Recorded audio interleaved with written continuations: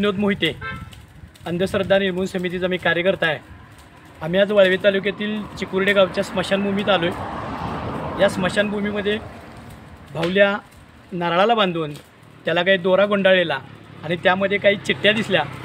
हे सगळं आम्ही कार्यकर्त्यांनी ज्याला काढलं त्याला असं लक्षात आलं की त्यात काही मुलांचे आणि मुलींचे फोटो आहेत, काही नावं आहेत। सोशल मीडियाचा गैरवापर करून सोशल मीडियावरील काही फोटो आम्हाला दिसत आहेत। प्रथमदर्शनी बघितले तर मुलांनी हा खोडसाळपणा कुणाच्या सांगण्यावरून केला आहे किंवा काही प्रेमाचे धागेदोरे आहेत का, हे पोलीस तपासाचा जरी भाग असला तरी मला काही तरुणांना आव्हान करायचं आहे की सोशल मीडियावर बहुधा अनेकदा पालक मुलांवर दहशत किंवा दबाव ठेवत नाहीत। यामुळं सोशल मीडियावर फोटो पडतात आणि मुलींचे बरेचसेच फोटो या बाहुलीमध्ये गुंडाळलेले आहेत। पालकांनी मुलांसाठी दक्ष असायला पाहिजे, मुलांनी सोशल मीडियावर आपले फोटो टाकताना दक्ष असायला पाहिजे।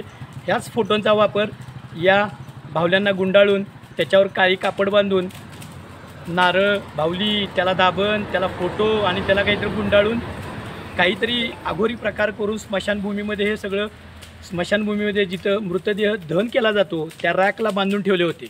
गावामध्ये गेली 4 दिवस प्रचंड दहशत आहे आणि दहशत कमी करण्यासाठी आम्ही महाराष्ट्र अंधश्रद्धा निर्मूलन समितीच्या कार्यकर्त्यांनी प्रयत्न केला।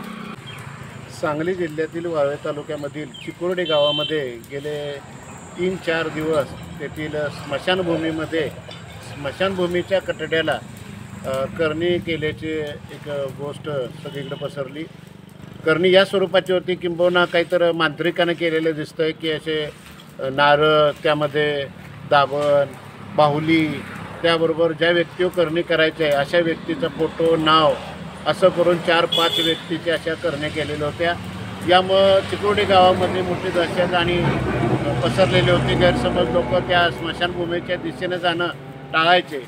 ही गोष्ट स्थानिक पोलीस पाटील, सरपंच आणि काही पत्रकारांनी दिल्यानंतर अंधश्रद्धा निर्मूलन आम्ही कार्यकर्ते गेलो। त्या ठिकाणी असणाऱ्या त्या बाहुल्या किंबहुना त्या ठिकाणी असलेल्या काही वस्तू त्या सगळ्या बाजूला केल्या। आता रितसर आम्ही ज्या व्यक्तीने केले अशा व्यक्तीच्या विरोधात गुन्हा दाखल करणार आहे।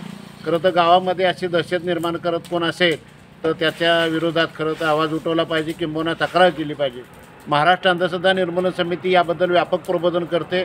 आता आम्ही कुरूळ पोलीस स्टेशनमध्ये या अनुषंगानं गुन्हा दाखल करण्याचा आग्रह धरणार आहे आणि ज्या कोणी मांत्रिकानं आणि ज्या लोकांनी केलेलं आहे त्यांना समाजापुढे आणणार आहे।